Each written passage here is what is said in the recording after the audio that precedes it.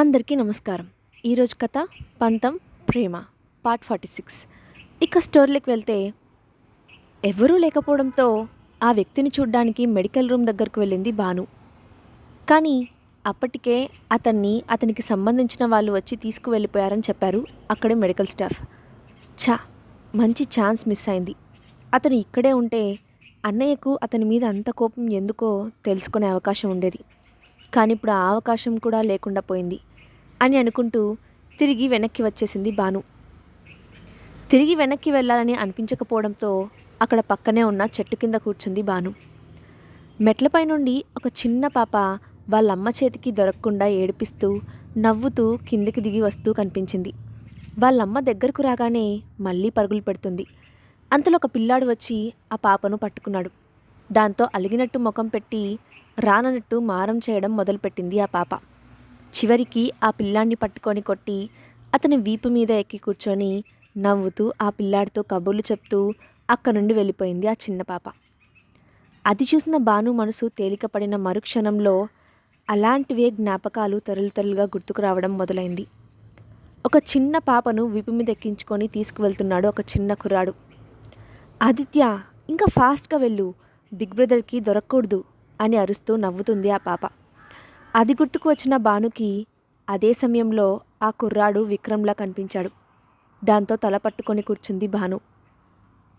మరోవైపు అనుపమతో మాట్లాడిన తర్వాత అక్కడ నుండి వెళ్ళిపోయాడు మాహిర్ అక్కడ నుండి వెళ్ళిపోయిన తర్వాత యుక్కి కాల్ చేసి, అనుపమను గుడిని జాగ్రత్తగా చూసుకో, సెక్యూరిటీ టీం ఇక్కడే ఉంటుంది అని చెప్పి కాల్ కట్ చేశాడు మాహిర్తో మాట్లాడిన తర్వాత భాను కోసం చూసిన యుక్కి భాను అక్కడ కనిపించలేదు. దానితో భాను కోసం వెతుకుతూ వెళ్ళిన యుక్కి గుడి ప్రాంగణంలో ఉన్న చెట్టు కింద కూర్చొని కనిపించింది భాను. ఇక్కడ ఉన్నావా, ఇంతసేపు నీకోసం ఎంతగా వెతికానో తెలుసా అని అంటూ భాను పక్కనే కూర్చున్నాడు యుగ్ వైపు కోపంగా చూస్తూ, వాళ్ళని నీతో ఎందుకు తీసుకువచ్చావు అని అంది భాను. నీకు కాల్ చేసినప్పుడు మాహిర్ నా పక్కనే ఉన్నాడు. నువ్వు మెడికల్ రూమ్ దగ్గర ఉన్నావు అని తెలిసినగానే కంగారు పడి నాతో పాటు వచ్చాడు అని అన్నాడు యుగ్. ఆఘోరించావులే, ఒక్క పని కూడా సరిగ్గా చేయలేవు. అసలు కాల్ మాట్లాడడం ఒకటి సవ్యంగా వస్తేనే కదా, చెప్పేది కూడా వినకుండా ఫోన్ పెట్టేస్తే ఇలానే ఉంటుంది అని అంది భానుకి ఏదో సమాధానం చెప్పబోయాడు. కానీ భాను మరోవైపుకు చూస్తూ కూర్చుంది.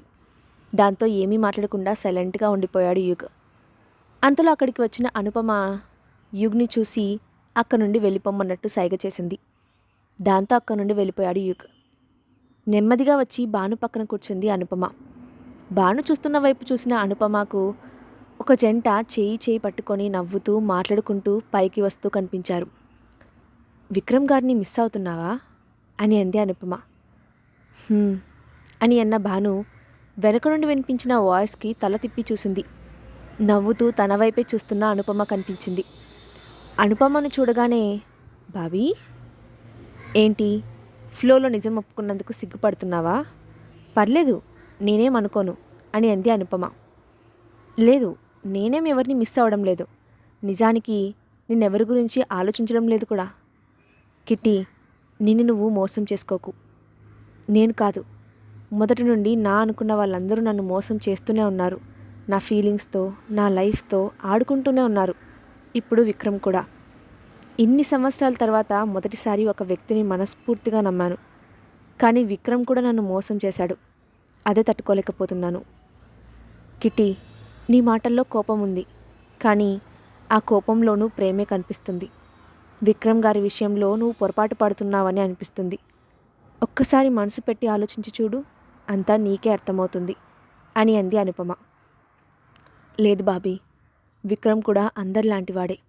ఇక నేను ఎవరి గురించి ఆలోచించాలని అనుకోవడం లేదు అని అంది భాను. ధర్మ మెన్షన్లో అక్కడి వాతావరణం మొత్తం చాలా గంభీరంగా ఉంది. అప్పుడే లోపలికి వచ్చిన మాహిర్ని చూసిన లీలావతి, నువ్వు ఇక్కడేం చేస్తున్నావు? మిమ్మల్ని గుడికి వెళ్ళమన్నాను కదా, అప్పుడే ఎందుకు వచ్చేశారు అని గుమ్మం వైపు చూస్తూ అంది. నేను మాత్రమే వచ్చాను. గుడి అనుపమ నాతో పాటు రాలేదు. వాళ్ళిద్దరూ గుడిలోనే ఉన్నారు అని అన్నాడు మాహిర్. ఆడపిల్లలిద్దరినీ ఒంటరిగా వదిలిపెట్టి వచ్చావా? నువ్వు కంగారు పడకు, వాళ్ళకు సెక్యూరిటీ ఉంది అని అన్నాడు మాహిర్. అయినా సరే, ఇప్పుడు వాళ్ళిద్దరినీ వదిలిపెట్టి రావాల్సిన అంత అవసరం ఏముంది అని అంది లీలావతి. మా ఒక అర్జెంట్ పని ఉంది అని అన్నాడు మాహిర్. అంతలో అక్కడికి వచ్చాడు ద్వాపర్. మరో మాటకు ఆస్కారం లేకుండా ద్వాపర్ను తీసుకొని లోపలికి వెళ్ళిపోయాడు మాహిర్. పైకి వెళ్తున్న మాహిర్ని చూస్తూ, ఇప్పుడు రాజీవ్ అన్నయ్య వస్తున్నాడని మాహిర్కు తెలిస్తే ఎలా అని అనుకుంటూ ధర్మేంద్ర దగ్గరకు వెళ్ళింది లీలావతి. గుడిలో, కిటి, నువ్వు గతంలో జరిగిన సంఘటనలన్నింటినీ దృష్టిలో పెట్టుకొని ఇలా మాట్లాడుతున్నావు, కానీ ఒక్కసారి నీ మనసును అడుగు. విక్రమ్ తప్పు చేశాడని, నిన్ను మోసం చేశాడని నిజంగా నువ్వు నమ్ముతున్నావా అని అంది అనుపమ. అనుపమ అడిగిన దానికి మౌనంగా ఆలోచిస్తూ ఉండిపోయింది భాను. చూసావా, నువ్వే సమాధానం చెప్పలేకపోతున్నావు. విక్రమ్ గారికి నువ్వంటే ఇష్టం కాదు, పిచ్చి ప్రేమ. ఆ విషయం నువ్వు ఒప్పుకోలేకపోతున్నా అది నీ మనసుకు తెలుసు. అందుకే నువ్వు దీదీ, నువ్వెన్ని చెప్పినా సరే, ఇంతకుముందు అంత జరిగినా నా మనసు ఇంతగా బాధపడలేదు. కానీ సరే కిట్టి, ఒక విషయం చెప్పు. విక్రమ్ గారు ఎప్పుడైనా సరే, ఏ విషయంలోనైనా సరే నిన్ను ఫోర్స్ చేశారా? నీ ఇష్టానికి విరుద్ధంగా ప్రవర్తించారా? లేదంటే నీకు విలువ ఇవ్వకుండా ఆంక్షలు పెట్టి బంధించారా? అసలు ఇదంతా కాదు కిట్టి. అసలు నువ్వు ఏ హక్కు ఉందని విక్రమ్ను బ్లేమ్ చేస్తున్నావు అని అడిగింది అను. దీదీ, అవును భాను, నువ్వు విక్రమ్ను అసలు భర్తగా చూడడమే లేదు కదా. అసలు నువ్వు తలుచుకుంటే విక్రమ్ను పెళ్లి చేసుకోకుండా ఆపి ఉండొచ్చు, కానీ నువ్వు అలా చేయలేదు. ఎందుకంటే అప్పుడు అది నీ అవసరం. కానీ విక్రమ్ అని అంటున్న అనుపమ మాటలకు అడ్డుపడిన భాను, కానీ విక్రమ్ది నేను తనను కాపాడాను అనే కృతజ్ఞత, తన వల్ల నేను ప్రమాదంలో పడకూడదు అని అంది భాను. కేవలం కృతజ్ఞత అయితే అది చూపించడానికి చాలా దారులు ఉన్నాయి కిట్టి. పెళ్లి చేసుకోవాల్సిన అవసరం లేదు. నీకోసం ఆరాటపడుతూ అనుక్షణం నీడలా నీ వెంటే ఉంటూ కాపాడుకోవాల్సిన అవసరం లేదు. ఒకవేళ నీ నుండి ఏదైనా ఆశించి అనుకుంటే, నువ్వు తనకు తెలిసినప్పుడు కేవలం ఒక సాధారణమైన అమ్మాయివి, కేవలం భానుమతివి మాత్రమే. ధర్మేంద్ర గారి కూతురుగా కానీ మాహిర్ గారి గురించి కానీ విక్రమ్కు తెలియదు. ఆ విషయం నీకు తెలుసు. నిన్నుగా మాత్రమే విక్రమ్ కావాలని కోరుకున్నాడు. నువ్వే స్వార్థంగా నిజాలను దాచి విక్రమ్ని పెళ్లి చేసుకున్నావు, అవునా కాదా అని అంది అనుపమ. దాంతో కళ్ళ నిండా నీళ్లతో అనుపమ వైపు చూసింది భాను. భాను చెంపను మృదువుగా నిమురుతూ, కిట్టి, ఇలా నిన్ను బాధ పెట్టాలని ఇదంతా చెప్పడం లేదు. నీ అర్థం లేని భయాలకు, పొంతన లేని ఆలోచనలకు ముగింపు చెప్పి వాస్తవాన్ని అర్థం చేసుకుంటామని చెప్తున్నాను. ఇంకా ఎంతకాలం గతాన్ని, అది చేసిన గాయాలను తలుచుకుంటూ, నీకోసం నీకు చేరువ కావాలని తప్పిస్తున్న బంధాలను దూరం పెడుతూ, భయం మాటున్న మనసును దాచిపెట్టి దూరంగా పారిపోతావు? ఇప్పటికైనా కోపం, ద్వేషం, భయం విడిచిపెట్టు అని అంది అనుపమ. తన మెడలో ఉన్న తాలిబొట్టును చేతిలో పట్టుకొని తదేకంగా దానినే చూస్తూ ఉంది భాను. భాను ఆలోచనలో పడడం చూసిన అనుపమ తనలో తానే చిన్నగా నవ్వుకుంది. ఇనుము వేడిగా ఉన్నప్పుడే వంచాలి అని అనుకుంది అనుపమ. అంతలో అక్కడికి వచ్చిన పంతులు గారు పూజ కోసం ఏర్పాట్లు అన్నీ పూర్తయ్యాయని చెప్పడంతో భానుని తీసుకొని పూజ కోసం వెళ్ళింది అనుపమ. మరో చోట చాలా సాదాసీదాగా ఉంది ఆ చోటు. అక్కడ ఉన్న వారందరూ చూడ్డానికి మామూలుగానే కనిపిస్తున్నారు, కానీ అదంతా పైకి మాత్రమే అని చాలా కొద్ది మందికి మాత్రమే తెలుసు. రూమ్ డోర్ ఓపెన్ చేసుకొని లోపలికి వచ్చాడు ఒక వ్యక్తి. లోపలికి వచ్చిన ఆ వ్యక్తి ఎదురుగా చైర్లో కూర్చొని ఉన్న వ్యక్తిని చూడగానే చాలా గౌరవంగా అతన్ని విష్ చేశాడు. అతను వెళ్ళిన విషయం ఏమైంది అన్నట్టుగా సైగ చేశాడు ఆ వ్యక్తి.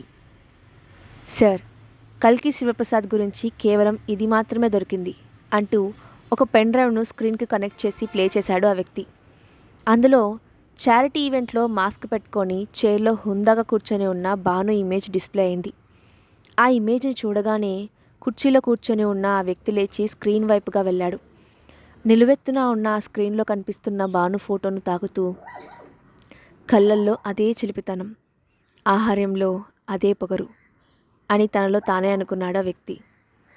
సార్ అంటూ వెనుక నుండి వినిపించిన మాటకు వెంటనే తన ఎక్స్ప్రెషన్స్ను మార్చేస్తూ కోల్డ్ లుక్తో అతన్ని చూస్తూ, కేవలం ఇంతేనా అని అన్నాడు అతను. అవును సార్, ఇంతకు మించి మరేమీ తెలియలేదు. నైట్ మనకి ఇన్ఫర్మేషన్ తెలిసేసరికి ఆలస్యం అయిపోయింది. మన వాళ్ళు అక్కడికి చేరుకునేసరికి కల్కి శివప్రసాద్ అక్కడి నుండి వెళ్ళిపోయింది. కానీ తను ఎవరితో వచ్చింది, ఎక్కడికి వెళ్ళింది అనే విషయం ఎవరికీ తెలియదు. ఎంత ప్రయత్నించినా మన వాళ్ళకు కూడా ఏ చిన్న క్లూ తెలియడం లేదు. దాన్ని బట్టి ఎవరో కావాలని కల్కి శివప్రసాద్కి సంబంధించిన ట్రేసెస్ను క్లియర్ చేసేశారు అని తెలుస్తుంది అని అన్నాడు ఆ వ్యక్తి. ఎట్టి పరిస్థితుల్లోనూ కల్కి గురించి నాకు తెలియాలి, నువ్వే డైరెక్ట్గా డీల్ చేయి అని చెప్పాడు. ఎస్ సార్ అని చెప్పి రూమ్ నుండి బయటకు వెళ్ళిపోయాడు ఆ వ్యక్తి. లోపల ఉన్న అతను మాత్రం ఆ వ్యక్తి బయటకు వెళ్ళగానే మళ్ళీ స్క్రీన్ వైపు చూస్తూ ఉండిపోయాడు. ధర్మ మెన్షన్లో టెర్రస్పై లోపలికి వెళ్ళిన మాహిర్ ద్వాపర్ను తీసుకొని టెర్రస్ మీదకు వెళ్ళిపోయాడు. సార్, మీ డౌట్ నిజమే, చిన్న మేడం గారి కోసం ఎవరో ఎంక్వైరీ చేస్తున్నారు అని అన్నాడు ద్వాపర్. సెక్యూరిటీని డబల్ చేయి, ఎట్టి పరిస్థితుల్లోనూ గుడికి బాబాకు ఈ విషయం తెలియనివ్వకు అని అన్నాడు మాహిర్. కానీ సార్, మేడం గురించి తెలుసుకోవడానికి ప్రయత్నిస్తున్నది ఎవరే ఉంటారు అని అన్నాడు ద్వాపర్. అది త్వరలోనే తెలుస్తుంది అని అన్నాడు మాహిర్. ద్వాపర్ ఫోన్ రింగ్ అవడంతో కాల్ ఆన్సర్ చేశాడు. అటువైపు నుండి చెప్పింది విన్న ద్వాపర్ సరే అని కాల్ కట్ చేశాడు. సార్, మిస్టర్ రాజీవ్ రావట్లేదని తెలిసింది అని అన్నాడు ద్వాపర్. అది విన్న మాహిర్ ఏమీ మాట్లాడకుండా అక్కడి నుండి లేచి వెళ్ళిపోయాడు. గుడి నుండి బయటకు వచ్చిన తర్వాత భాను అనుపమలను షాపింగ్ మాల్కి తీసుకొని వెళ్ళాడు యుగ్. కానీ అక్కడ కూడా భాను డల్గానే ఉండడంతో ఏం చేయాలో తోచక తికమక పడుతున్నాడు. కానీ అనుపమ పుణ్యమ భాను మూడ్ కొంచెం సెట్ అయింది.